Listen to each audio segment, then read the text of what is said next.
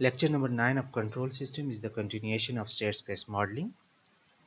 आज के इस लेक्चर में हम स्टेट स्पेस मॉडलिंग को समझेंगे मैकेनिकल सिस्टम की एक एग्जांपल की मदद से। प्रीवियस लेक्चर में हमने स्टेट स्पेस मॉडलिंग को समझा। हमने कहा कि स्टेट स्पेस मॉडलिंग जो है we can use it to analyze the for time invariant system. We can use it to analyze the time varying system, for linear system, non-linear system, multiple input multiple output system, single input and single output system. Similarly, we can use the state space modeling to analyze the system with initial condition. ऐसे system जिनकी initial conditions हमारे पास होती हैं उनके लिए भी हम इसको यूज़ कर सकते हैं। फिर हमने इसके लिए दो इक्वेशंस बनाई। एक को हमने कहा, ये फर्स्ट इक्वेशन जो है इसको हमने कहा ये हमारे पास स्टेट इक्वेशन है, दूसरी को हमने कहा कि वो हमारे पास आउटपुट इक्वेशन है। अब स्टेट इक्वेशन में हमारे पास x डॉट ऑफ t जो है वो इक्वल होगा a x of t plus b u of t के। x डॉट ऑफ t इसमें क्या है? It is a vector. किस चीज़ का vector? Differential of state variables. इसमें हमारे पास स्टेट वेरिएबल्स के डिफरेंशियल्स आएंगे, ठीक है। फिर इक्वल है हमारे पास a x ऑफ t। अब इसमें a क्या है? a हमारे पास एक मैट्रिक्स है। कौन सा मैट्रिक्स है? सिस्टम मैट्रिक्स है हमारे पास, जिसमें हमारे पास जो इंटरनल स्टेट जो है सिस्टम की वो इसमें हमारे पास रिप्रेजेंट होगी। फिर x ऑफ t क्या है? x of t is a vector. किस चीज़ का वेक्टर? स्टेट वेरिएबल का वेक्टर है। देन b हमारे पास इनपुट मैट्रिक्स आएगा और u ऑफ t जो है ये हमारे पास इनपुट्स होंगे। ये जो पूरी इक्वेशन बनेगी इस इक्वेशन को हम स्टेट इक्वेशन कहेंगे। दूसरी इक्वेशन हमारे पास आउटपुट बनेगी जिसमें y ऑफ t है। इसको हमने कहा कि ये हमारे पास आउटपुट वेक्टर आएगा। ये इक्वल होगा सी एक्स ऑफ टी के। अब सी हमारे पास क्या है? सी हमारे पास आउटपुट मैट्रिक्स इसमें आ जाएगी, ठीक है। एक्स ऑफ टी हमारे पास वेक्टर होगा स्टेट वेरिएबल्स का, plus T U of T. You of T तो हमारे पास इनपुट है, डी अब हमारे पास स्टेट ट्रांजिशन मैट्रिक्स आ जाएगी। मोस्ट ऑफ द केसेस में हमने ये बात की थी कि ये डी जो है जिसको हम डेटा ट्रांजिशन मैट्रिक्स कहेंगे, ये मोस्ट ऑफ द केसेस में हमारे पास ज़ीरो आएगी क्योंकि ये रिलेशनशिप होता है, डायरेक्ट रिलेशनशिप होता है इनपुट और आउटपुट का, और मोस्ट केसेस में इनपुट आउटपुट का डायरेक्ट रिलेशन नहीं पाया जाता, तो ये हम ज़ीरो लेंगे मोस्ट ऑफ द केसेस में, तो ये टर्म ज़ीरो हो जाएगी। इस तरीके से हमने कहा कि ये दो इक्वेशंस बनेगी। आज की इस एग्जांपल में हम मैकेनिकल सिस्टम को लेंगे और इसके लिए ये दो इक्वेशंस बनाएंगे और इसको देन मैट्रिक्स फॉर्म में लिखेंगे कि कैसे मैट्रिक्स फॉर्म में हम इसको लिख सकते हैं। एग्जांपल देखते हैं। एग्जांपल में है, consider the mechanical system shown in figure. We assume that the system is linear. The external force u of t is the input to the system and the displacement y of t of the mass is the output. The displacement y of t is measured from the equilibrium position in the absence of external force. The system is single input single output system. अब ये एक system है mechanical जिसमें एक mess है, एक damper है, एक स्प्रिंग है। यहाँ पे u ऑफ t एक एक्सटर्नल फोर्स लग रही है जिसको हम इनपुट कहेंगे। y ऑफ t डिस्प्लेसमेंट है जो कि इस सिस्टम के लिए हमारे पास आउटपुट आएगी। अब डिस्प्लेसमेंट हमने कहा कि हम इक्विलिब्रियम पोजीशन से लेंगे जब हमारे पास कोई भी एक्सटर्नल फोर्स न लग रही हो। कोई भी एक्सटर्नल फोर्स न लग रही हो, जिस पोजीशन पे है वो मैच की इक्विलिब्रियम पोजीशन होगी। जब एक्सटर्नल फोर्स लगेगी, पोजीशन में चेंज आएगी तो डिस्प्लेसमेंट होगी हमारे पास, जिसको हमने कहा y ऑफ t है। Single input single output system है। इसके लिए अब हम स्टेट इक्वेशन बनाने जा रहे हैं। इसके लिए हम अब आउटपुट इक्वेशन बनाने जा रहे हैं। पहला स्टेप होगा इस सिस्टम के लिए कि इसकी डिफरेंशियल इक्वेशन क्या है। डिफरेंशियल इक्वेशन हम इस सिस्टम की बना सकते हैं। अगर इसकी आप फ्री बॉडी डायग्राम भी बनाओ तो उससे आपकी जो डिफरेंशियल इक्वेशन बनेगी वो इस फॉर्म में बनेगी। वो है M Y double dot of T plus B Y dot of T plus K Y of T is equal to U T. U T अब इस पे अप्लाइड फोर्स है। ये अप्लाइड फोर्स इक्वल होगी जितनी भी इस पे और फोर्सेस लग रही हैं। अब M Y double dot of T जो फोर्स है वो इस इनर्शियल मास की वजह से है, B Y dot of T जो फोर्स आ रही है वो इस डैम्पर की वजह से है, बी हमारे पास फ्रिक्शन कोफिशिएंट इसका है, के वाई ऑफ टी जो है वो जो फोर्स है वो स्प्रिंग की वजह से है, जहाँ पे के हमारे पास स्प्रिंग कांस्टेंट है। तो ये इसकी डिफरेंशियल इक्वेशन बन गई, स्टेप 1 हमारा हो गया। अब जी स्टेप 2 की तरफ जाते हैं, जिसमें हम स्टेट वेरिएबल्स डिफाइन करेंगे, बताएंगे कि सिस्टम के लिए हमारे पास स्टेट वेरिएबल्स कितने बन रहे हैं। This system is of second order. This means that the system involves two integrators. Let us define state variable x1 of t and x2 of t. अब सिस्टम हमारे पास सेकेंड ऑर्डर का है, इसमें हमारे पास दो इंटीग्रेटर्स हैं। प्रीवियस लेक्चर में हमने कहा था कि state variables are the output of the integrators. दो इंटीग्रेटर्स हैं तो इंटीग्रेटर्स की जो आउटपुट होंगी दो होंगी, इसका मतलब है स्टेट वेरिएबल्स हमारे पास दो बनेंगे। उनको हम कहेंगे, एक को x1 ऑफ टी, दूसरे को कहेंगे x2 ऑफ टी।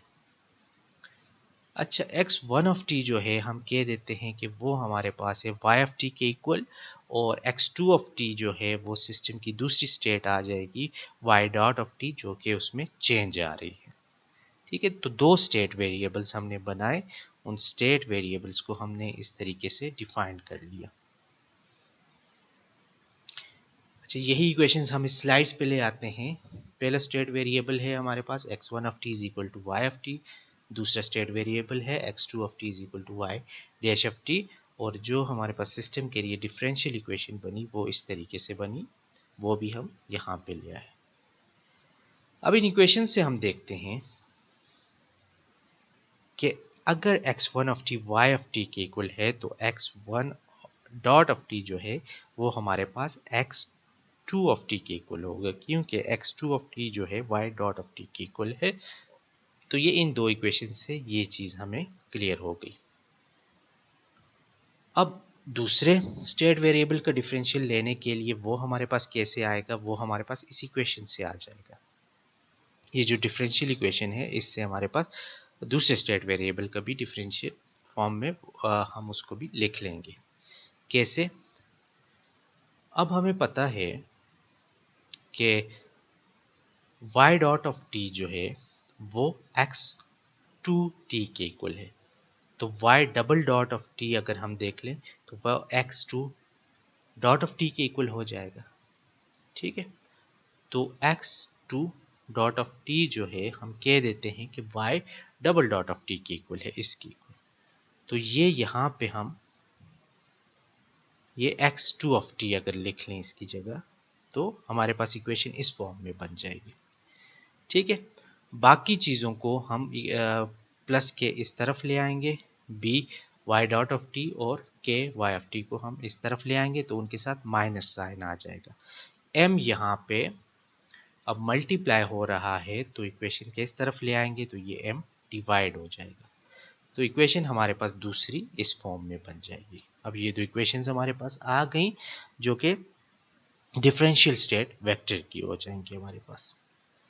ठीक है, या इसको हम इस फॉर्म में लिख सकते हैं जिसमें कि y डॉट को भी हम ख़त्म कर लेते हैं और उसको भी x की फॉर्म में लिख लेते हैं ताकि इक्वेशंस हमारी इस फॉर्म में आ जाए। तो x1 dot of t is equal to x2 of t के इक्वल आ जाएगा, और x2 dot of t is equal to minus b over m x2 of t minus k over m x1 of t plus 1 over m u of t। अब इसमें हमने y dot की जगह x2 लिख लिया और y ऑफ t की जगह x1t लिख लिया। सारी इक्वेशन को हम x की फॉर्म में अब ले आए। अब ये जो है हमारे पास स्टेट इक्वेशन बन जाएगी, यहाँ से ये बन गई। दूसरा अब हम देखते हैं आउटपुट इक्वेशन को, तो y ऑफ t हमारे पास x1 ऑफ t के इक्वल आ जाएगा। ठीक है, y ऑफ t हमारे पास x1 ऑफ t, इस यहाँ से हम देख सकते हैं कि x1 of t is equal to y of t, तो y ऑफ t हमारे पास x1 ऑफ t के इक्वल आ जाएगा। अब यहाँ पे दोनों इक्वेशंस हमारी बन गई, स्टेट इक्वेशन भी बन गई और आउटपुट इक्वेशन भी बन गई। नेक्स्ट क्या करना है, इनको मैट्रिक्स की फॉर्म में लिखना है। ये सारी इक्वेशंस हम दूसरी स्लाइड पे ले आते हैं। यहाँ पे x one dot of T, x to dot of T और वाई ऑफ टी। ये स्टेट इक्वेशंस और ये हमारे पास आउटपुट इक्वेशन। ठीक है, अब इसको मैट्रिक्स की फॉर्म में हम ले आते हैं, वेक्टर मैट्रिक्स फॉर्म में लिख लेते हैं। ये जो है हमने कहा था कि x डॉट ऑफ t जो है, जो हमारे पास इक्वेशन बनेगी, इसको हमने कहा था डिफरेंशियल ऑफ स्टेट वेक्टर है। तो ये स्टेट वेक्टर की डिफरेंशियल देखिए यहाँ पे दोनों आ गई। इसका ऑर्डर हमारे पास आएगा 2x1, क्योंकि 2 इसमें नंबर ऑफ स्टेट वेरिएबल्स होंगे और 1 हमारे पास जो है कांस्टेंट, एक कॉलम इसका आएगा। Number of state variables into 1 हमारे पास इसका ऑर्डर बनता है इस वेक्टर का, तो वो हमने लिख लिया। ये हमारे पास हमारा वेक्टर x डॉट जो था वो आ गया।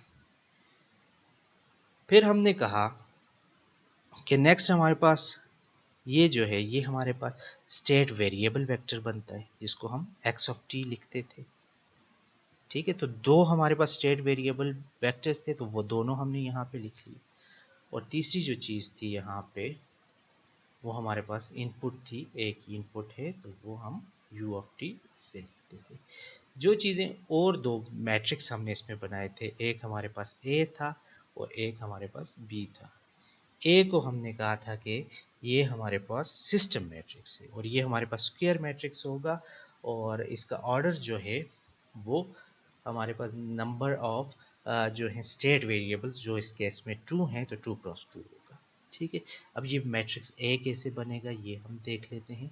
अब इस कॉलम को हम ले लेते हैं x2 के लिए, इस कॉलम को हम ले लेते हैं x1 के लिए। x1 को देखें यहाँ पे, x1 को, तो यहाँ पे x1 के लिए सिर्फ x2 जो है वो है, तो x1 के लिए हमारे पास कोई कोफिशिएंट नहीं, तो 0 लिख लेंगे। और x2 वाले कॉलम में कोफिशिएंट 1 है, तो यहाँ पे 1 लिख लेंगे। ठीक है, अब दूसरी इक्वेशन की तरफ जाते हैं। ये दूसरा डिफरेंशियल जो इक्वेशन है, इसकी तरफ जाते हैं, जिसमें हमारे पास स्टेट वेक्टर जो आता है, जिसमें स्टेट वेरिएबल की डिफरेंशियल हम लेते हैं, उस इक्वेशन की तरफ आ गए। तो उसमें हम देखते हैं कि हमारे पास x1 के कॉलम में जो कि ये वाला है, इसका कोफिशिएंट -k/m है, तो यहाँ पे -k/m लिख लें। ठीक है, और x2 के कॉलम में x2 का जो कोफिशिएंट है वो -b/m है, तो यहाँ पे ये देखिए -b/m लिख लिया। तो इस तरीके से हमारे ये मैट्रिक्स जो है सिस्टम मैट्रिक्स, वो इस तरीके से बन जाए। ठीक है, देन स्टेट वेरिएबल वेक्टर जो है वो हम लिख लेंगे, प्लस बी मैट्रिक्स जो है वो देखेंगे इनपुट जो है उसके लिए। अब x1 वाली इक्वेशन में तो कुछ भी नहीं है, तो वहाँ पे 0 आ जाएगा। और x2 वाली इक्वेशन में इसका जो कोफिशिएंट है 1/m है, तो 1/m लिख लेंगे। ठीक है, और ये जो वेक्टर b है, इसका जो ऑर्डर होता है वो हमारे पास होगा स्टेट वेरिएबल इनटू इनपुट। अब स्टेट वेरिएबल 2 है, तो 2 रोज आ जाएंगी। इनपुट हमारे पास 1 है, तो 1 कॉलम आ जाएगा। 2x1 ये हमारे पास, इसलिए इस मैट्रिक्स की ऑर्डर बनेगा। अब अगर इनपुट 2 होते तो ये 2x2 का मैट्रिक्स बनता। ठीक है, तो ये इस तरीके से हम इसको अपने स्टेट इक्वेशन को मैट्रिक्स की फॉर्म में लिख लेंगे। दूसरी हमारे पास आउटपुट इक्वेशन आ जाएगी। अब आउटपुट इक्वेशन को देखते हैं कि कैसे हम मैट्रिक्स की फॉर्म में लिखते हैं। अब ये आउटपुट है ना, आउटपुट वेक्टर हमारे पास 1 आ जाएगा, क्योंकि एक ही आउटपुट आ रही है। यहाँ पे ये हमारे पास स्टेट वेरिएबल्स का वेक्टर आ जाएगा x1 x2, और ये हमारे पास मैट्रिक्स C आ जाएगा। मैट्रिक्स D तो इसमें 0 होगी, इसलिए दूसरी टर्म नहीं है। तो मैट्रिक्स C हमने कहा कि यहाँ पे हम इसको देखेंगे, इसका ऑर्डर जो है वो हमारे पास होगा number of outputs into state variable. Number of output 1 है, तो रो 1 होगी। स्टेट वेरिएबल 2 है, तो कॉलम 2 होंगे, 1x2 किए गए। ठीक है, अब आउटपुट में अगर हम देखें तो y of t is equal to x one of T के इक्वल आ रहा है। ठीक है, तो x1 ऑफ टी, x1 के लिए जो है यहाँ पे कोफिशिएंट 1 आ जाएगा, x2 जो चूँकि यहाँ पे नहीं है तो यहाँ पे दूसरा हमारे पास 0 आ जाएगा। तो इस तरीके से वेक्टर और मैट्रिक्स फॉर्म में हमने अपनी इन इक्वेशंस को लिख लिया और रिप्रेजेंटेशन इनकी बना दी स्टेट स्पेस मॉडल की। So it's the end of our lecture number 9.